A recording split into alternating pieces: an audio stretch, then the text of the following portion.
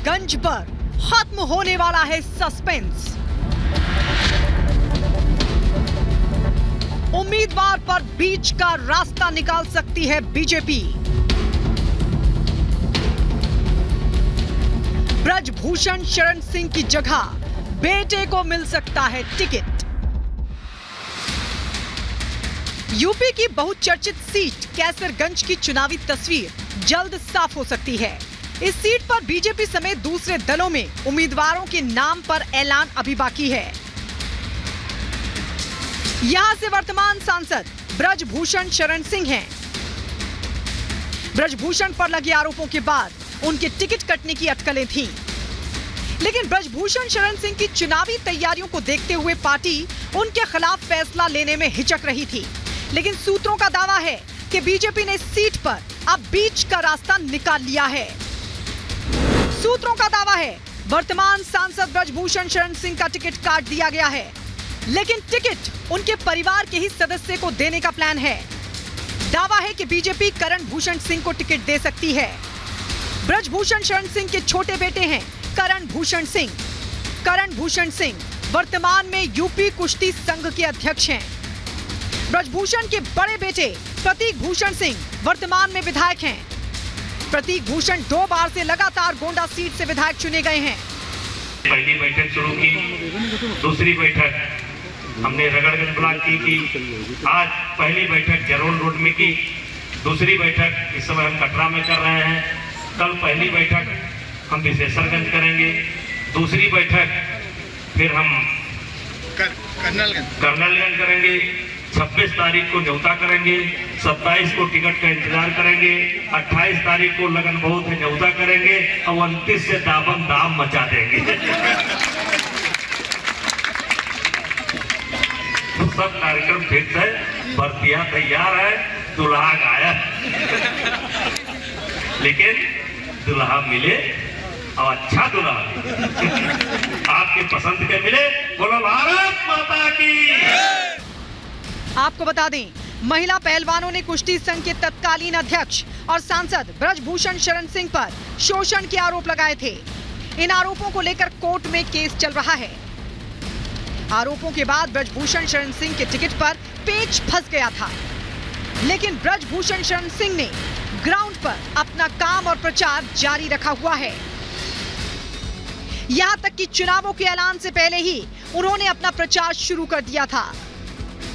माना जा रहा था कि टिकट ना मिलने पर ब्रजभूषण शरण सिंह निर्दलीय चुनाव भी लड़ सकते थे। इलाके में उनकी पकड़ को देखते हुए एसपी और बीएसपी ने भी आखिरी वक्त तक अपने प्रत्याशी के नाम का ऐलान रोके रखा था। कैसरगंज में 3 मई को नामांकन का आखिरी दिन है, लेकिन अब बीजेपी उनकी जगह उनके बेटे को टिकट देकर बीच का रास्ता निकाल सकती है। Bureau report, Republic Bharat.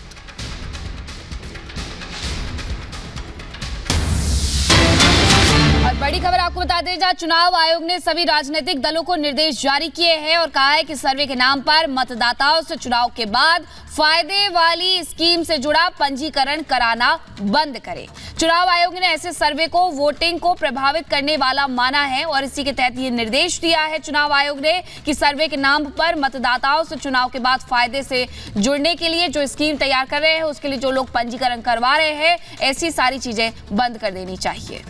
Voters का डेटा लेना बंद करें, यह भी कहा गया है। सभी राजनीतिक दलों को ये ईसीआई का नोटिस भेजा गया है।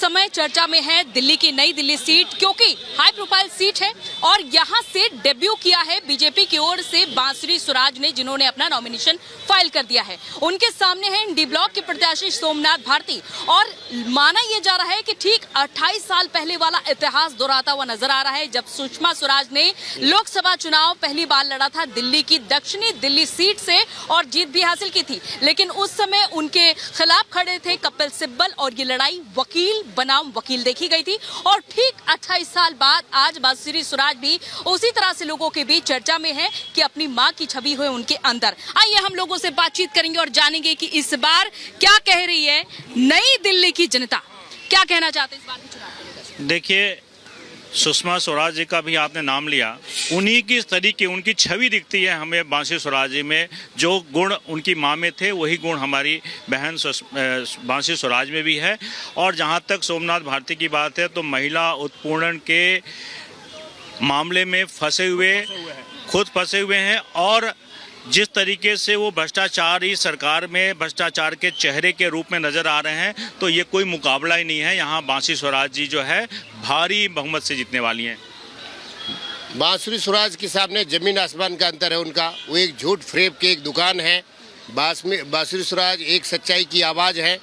आज इनका स्टार्टिंग से इनकी माँ का जो स्वरूप था, माँ का जो सेम प्रतीक इनके अंदर में है, एक कर्मठ जुझारू और एक आप जनता की एक आवाज़ बोलिए बांसुरी स्वराज जी है।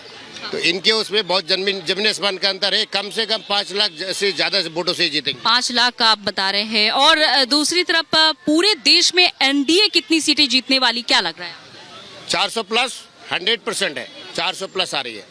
इस बार एक और मुद्दा गरमाया हुआ है, लगातार कांग्रेस को घेरा जा रहा है उसके मैनिफेस्टो को लेकर, जो कांग्रेस ने हाल ही में अपना मैनिफेस्टो दिया था।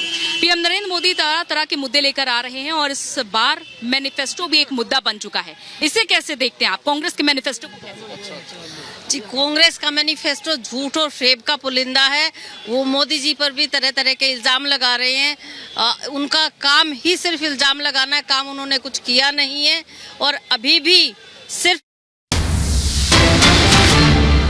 इस वक्त की बड़ी खबर आपको बताएं, बृजभूषण शरण सिंह के बेटे को बीजेपी की तरफ से टिकट दिया गया है। कैसर सीट, जहां पर कैसरगंज सीट से बीजेपी की तरफ से टिकट जो है बृजभूषण शरण सिंह के बेटे को दिया गया है।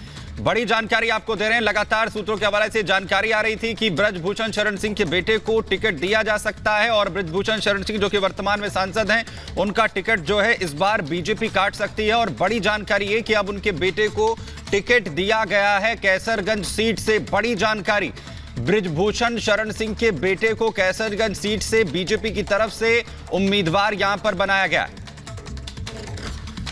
तो बड़ी खबर आपको बता रहे हैं, बृजभूषण शरण सिंह के बेटे करण शरण सिंह को टिकट दिया गया है। उसी के साथ कुछ और टिकटों के नाम का ऐलान हुआ है। रायबरेली से दिनेश प्रताप को टिकट दिया गया है। कैसरगंज सीट को लेकर के सबसे ज्यादा उहापोह की स्थिति इसलिए मानी जा रही थी क्योंकि कल 3 मई को नामांकन की आखिरी तारीख है और ऐसे में टिकट की घोषणा कब तक होगी, क्योंकि माना यह जा रहा था बृजभूषण शरण सिंह का टिकट कट सकता है। टिकट अब उनके बेटे करण शरण सिंह को दिया गया है और उसी के साथ एक और अनाउंसमेंट हुई है, रायबरेली से दिनेश प्रताप को टिकट दे दिया गया है। ऐसे में करण सिंह कहीं ना कहीं पहले से मैदान में है। हमारी सहयोगी से उन्होंने बातचीत भी की और उनका साफ तौर पर कहना था कि तैयारी पूरी हो चुकी है, यानी तैयारियां पूरी होने के साथ साथ जैसे ही टिकट का अनाउंसमेंट हुआ है अपना नामांकन वो दाखिल करेंगे और इसी के साथ जो बचे हुए दिन है उसमें जाकर के अपना प्रचार करते हुए नजर आएंगे करण शरण सिंह। और लगातार कैसरगंज की आप यहां पर बात कीजिए, रायबरेली की बात कीजिए, जो हॉट सीट बनती हुई यहां पर नजर आ रही थी और इंतजार सभी को इसका था कि आखिर कौन से उम्मीदवार को यहां पर मौका जो है वो दिया जाएगा। और बड़ी जानकारी अब ये कि बृजभूषण शरण सिंह जो कि वर्तमान में सांसद हैं, उनका टिकट काटते हुए बीजेपी की तरफ से उनके बेटे करण सिंह को टिकट इस बार दिया गया है। रायबरेली से वहीं दिनेश प्रताप सिंह को टिकट बीजेपी की तरफ से दिया गया है। तो 2 नामों का ऐलान यहां पर किया गया है। ये बड़े नाम आपको बताएं, जहां पर कैसरगंज सीट से बृजभूषण शरण सिंह की जगह उनके बेटे करण शरण सिंह को मौका इस बार बीजेपी की तरफ से दिया गया, क्योंकि लगातार विवादों में बृजभूषण शरण सिंह बने रहे और लगातार यही कहा जा रहा था कि टिकट इस बार कट सकता है। और जब नाम का ऐलान यहां पर हुआ है तो बृजभूषण शरण सिंह की जगह उनके बेटे करण सिंह को इस बार उम्मीदवार बीजेपी ने कैसरगंज सीट से बनाया है। और वहीं रायबरेली से दिनेश प्रताप सिंह के नाम का ऐलान भी कर दिया गया है। यानी कैसरगंज सीट की अब यहां पर बात करें, रायबरेली सीट की अब यहां पर बात करें, दोनों ही सीटों पे नाम का ऐलान यहां पर कर दिया गया है। और खास तौर पर कैसरगंज सीट को लेकर लगातार जिस तरीके से उहापोह की स्थिति बनी हुई थी और उम्मीद यही की जा रही थी कि इस बार टिकट बदल सकता है, और ऐसा हुआ भी। बीजेपी ने टिकट बदलकर उनके बेटे को अब आगे यहां पर लाया है। यानी अब बीजेपी की ओर से कैसरगंज सीट से अब करण सिंह जो दावेदारी हैं वो पेश करते हुए नजर आएंगे, नामांकन यहां से दाखिल करेंगे। बिल्कुल कैसरगंज से, क्योंकि बीजेपी की तरफ से ब्रजभूषण शरण सिंह सांसद हैं, लेकिन अब उनका टिकट काट दिया गया है और ऐसी संभावना भी जताई जा रही थी कि उनका टिकट काटा जा सकता है। करण शरण सिंह की तस्वीरें भी आप देख रहे हैं, हमारे सहयोगी से भी उन्होंने बात की थी और इस बात का जिक्र किया था कि अभी तक फोन तो नहीं आया है, लेकिन तैयारी उनकी तरफ से पूरी की जा रही है, क्योंकि चुनाव प्रचार में लगातार नजर आ रहे थे ब्रजभूषण शरण सिंह और अपने बेटे, उनके जो बेटे हैं करण शरण सिंह, उनको टिकट मिल गया। इसके बाद भी ये चुनावी प्रचार इसी तरीके से जारी रहने वाला है। लेकिन 2 सीटें, क्योंकि 80 सीटें जीतने का दावा यूपी से किया जा रहा है बीजेपी की तरफ से, 75 सीटों पर नाम का जो अनाउंसमेंट है अब वो हो चुका है। 2 सीटें हॉट सीट थी, उन पर भी नाम का अनाउंसमेंट हो गया है।